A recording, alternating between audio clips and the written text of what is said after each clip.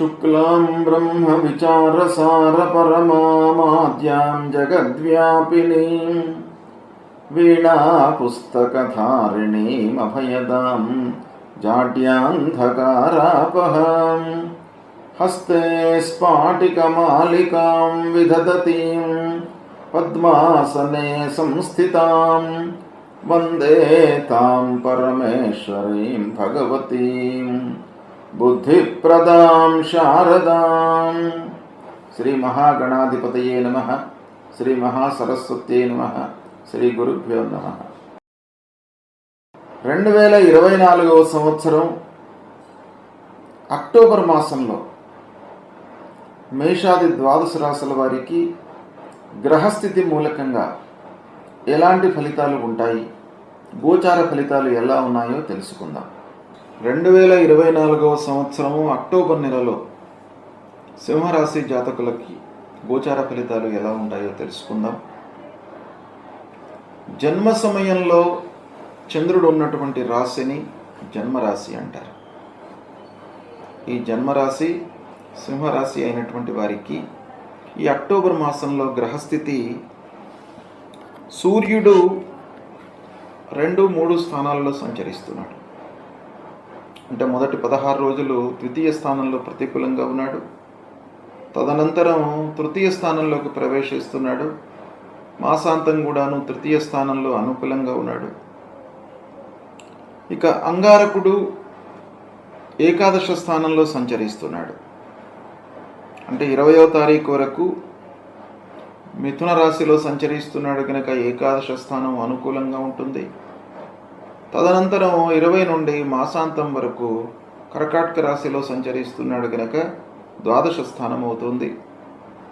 అంటే 20 రోజులు అంగారకుడు అనుకూలంగా ఉన్నాడు, 10 రోజులు ప్రతికూలంగా ఉన్నాడు.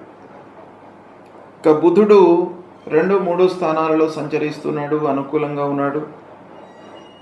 గురువు దశమ స్థానంలో సంచరిస్తున్నాడు, ప్రతికూలంగా ఉన్నాడు. శుక్రుడు 3-4 స్థానాలలో సంచరిస్తున్నాడు, అనుకూలంగా ఉన్నాడు. శనీశ్వరుడు సప్తమ స్థానంలో ప్రతికూలంగా ఉన్నాడు. రాహు అష్టమ స్థానంలో ప్రతికూలంగా ఉన్నాడు. కేతువు ద్వితీయ స్థానంలో ప్రతికూలంగా ఉన్నాడు. ఓవరాల్గా మనం చూసినట్టయితే సింహరాశి జాతకులకి బృహస్పతి, శని, రాహువు, కేతువు ప్రధానమైనటువంటి గ్రహాలు ప్రతికూలంగా సంచరిస్తున్నాయి. సూర్యుడు మొదటి 2 వారాలు ప్రతికూలంగా ఉన్నాడు, 3-4 వారాలు అనుకూలంగా ఉన్నాడు. కుజుడు మొదటి 20 రోజులు అనుకూలంగా ఉన్నాడు, దాని తర్వాత మళ్ళీ ప్రతికూలంగా ఉన్నాడు. బుధుడు అనుకూలంగా ఉన్నాడు, శుక్రుడు అనుకూలంగా ఉన్నాడు. ఈ విధంగా ఓవరాల్గా మనం చూసినట్టయితే సింహరాశిలో జన్మించినటువంటి వారికి గ్రహస్థితి సామాన్యంగానే ఉంది. కనుక కొన్ని ప్రత్యేకమైనటువంటి విషయాలలో అనుకూలత ఉన్నప్పటికీ ఓవరాల్గా మీరు జాగ్రత్తగానే ఉండాలి. సింహరాశి వారు ప్రధానమైనటువంటి గ్రహాలు బృహస్పతి దశమ స్థానంలో ఉన్నాడు. పంచమాధిపతి దశమ స్థానంలో సంచరించడము కొంతవరకు మనకు కలిసి వచ్చేటువంటి అంశమే అయినప్పటికీ గోచార రీత్యా దశమ స్థానం ప్రతికూలం గనక గురువు ప్రతికూలంగానే ఉన్నాడు. కనుక ఉద్యోగస్తులు 3-4 వారాలలో బాగా అనుకూలిస్తుంది. ఉద్యోగం చేస్తున్నటువంటి వారికి ఆఫీసులో మాసాంతంలో అనుకూలత గోచరిస్తుంది. ప్రథమార్థంలో కొన్ని ఇబ్బందులు తప్పవు. హయ్యప్స్తో కానివ్వండి, తోటి ఉద్యోగస్తులతో ఇబ్బందులు, అనవసరమైనటువంటి మనస్పర్ధలు, కలహాలు ఇవన్నీ కూడాను మొదటి 2 వారాలు ఉంటాయి. 3-4 వారాలు కొంతవరకు అనుకూలిస్తాయి. ఇక ఆఫీసులో ఓవరాల్గా మనం చూసినట్టయితే పని భారం పెరగడం మూలకంగా అసంతృప్తి అనేటువంటిది ఎక్కువగా కనబడుతుంది ఈ మాసంలో. కనుక అసంతృప్తి నుంచి మీరు బయటపడాలి. అంటే పనులను మనస్ఫూర్తితో చేయండి. పనులు చేసేటప్పుడు ఆ పనులను ఒక దైవిక కార్యక్రమంగా మీరు పరిగణించినట్టయితే అందులో మీరు సంతృప్తిని పొందడానికి అవకాశాలు ఎక్కువగా ఉంటాయి. ఇక ఆరోగ్యము ఓవరాల్గా నిలకడగానే ఉంటుంది. ఆరోగ్య సమస్యలు పెద్దగా కనబడట్లేదు. అయినప్పటికీ సహజంగా ఆరోగ్యానికి ప్రథమ ప్రాధాన్యత ఇవ్వాలి ఎవరైనా కూడాను. కనుక ఆరోగ్యము నిలకడగానే ఉన్నప్పటికీ మీ జాగ్రత్తలో మీరు ఉంటూ ఆహార నియమాలను పాటించండి, సమయానికి భుజించండి, మానసికంగా ఎక్కువగా ఆలోచించకుండా ఆ అనవసరమైనటువంటి ఆలోచనల యొక్క ప్రభావము మన ఆరోగ్యంపై పడకుండా మీరు చూసుకోండి. ఇక 1-2 వారాలలో కొన్ని విషయాలలో జాగ్రత్తలు పాటించాలి. అంటే ముఖ్యంగా సూర్యభగవానుడు ప్రతికూలంగా ఉన్నాడు కనుక తొందరపడే నిర్ణయాలు తీసుకోకండి. ఆలోచించండి. ఆలోచించి పూర్వాపరాలను జాగ్రత్తగా గమనించిన తర్వాతనే మీరు ప్రారంభం చేయండి. మొదటి 20 రోజులు అన్నదమ్ములతో, బంధువులతో, స్నేహితులతో సత్సంబంధాలు ఉంటాయి, బాగా కలిసి వస్తుంది. వారి యొక్క సహాయ సహకారాలు కూడాను మీకు బాగా అందుతాయి.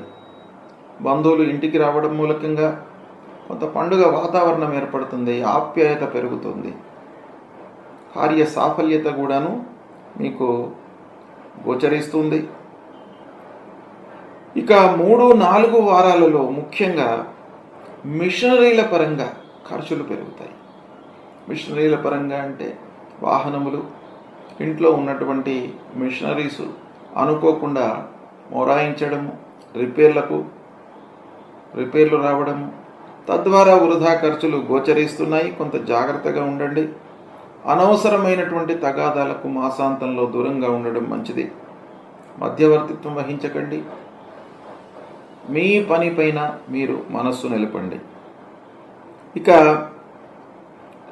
వ్యాపారస్తులకు చేతిలో ఉన్నటువంటి వ్యాపారము మొదటి 2 వారాలు అనుకూలంగానే కొనసాగుతుంది, ఇబ్బంది ఏమీ లేదు. ఇకపోతే చివరిలో మాసాంతంలో కొంత అనవసరమైనటువంటి ఖర్చుల మూలకంగా లాభాలలో కొంత తగ్గుదల కనబడుతుంది. అయినప్పటికీ వ్యాపారం సంతృప్తిగానే కొనసాగుతుంది. ముఖ్యంగా ఇంటి వాతావరణము మీకు అనుకూలంగా ఉంటుంది. భార్య, పిల్లలు, కుటుంబ పెద్దల యొక్క సహాయ సహకారాలు మీకు బాగా అందుతాయి, సంతృప్తిగా ఉంటారు. ఇక సంగీత ప్రియులకు, సాహిత్యవేత్తలకు, కళాకారులకు ఈ మాసం అనుకూలంగానే ఉంటుంది.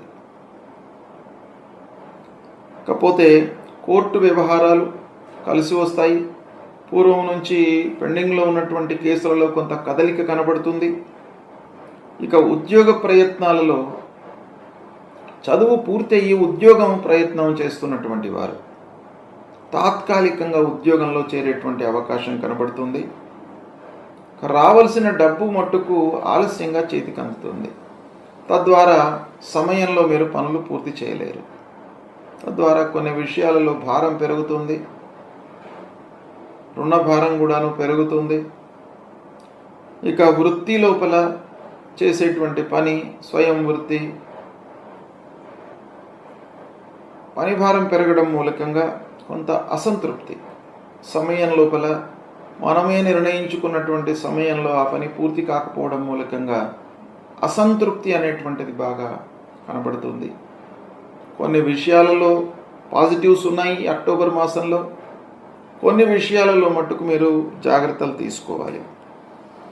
కాకపోతే ఈ అక్టోబర్ మాసంలో ముఖ్యంగా ప్రధానమైనటువంటి గ్రహాలు ప్రతికూలంగా సంచరిస్తున్నాయి. దీని ప్రభావం ఉంటుంది. గురువు దశమ స్థానంలో ఉన్నాడు. దశమ స్థానము వృత్తికి సంబంధించినటువంటి స్థానం. చేసేటువంటి వృత్తి లోపల భారం పెరుగుతుంది, ఆశించిన ఫలితం రాదు. నేమ్ అండ్ ఫేమ్ విషయం లోపల కొంత కలిసి వచ్చినప్పటికీ ఆర్థికంగా మీరు అనుకున్నంత మేర మీకు లాభాలు ఉండకపోవచ్చు. ఇక ఆ గురువు యొక్క ప్రీత్యర్థమై దేవానాంచ ఋషీణాంచ గురుం కాంచన సన్నిభం వందనీయం త్రిలోకానాం తం నమామి బృహస్పతిం అనేటువంటి ఈ మూలమంత్రాన్ని ప్రతినిత్యం కూడాను పఠించండి, జపించండి. రావి చెట్టును దర్శించుకోండి. మన ఇతిహాసాలు ఏం చెబుతున్నాయి? ఆ రాగి చెట్టు లోపల త్రిమూర్తులు ఉంటారు, బ్రహ్మ విష్ణు మహేశ్వరులు. సృష్టి స్థితి లయకారకులైనటువంటి ఆ భగవంతుడు ఆ రాగి చెట్టు యొక్క మహావృక్షాన్ని ఆశ్రయించి ఉంటారు.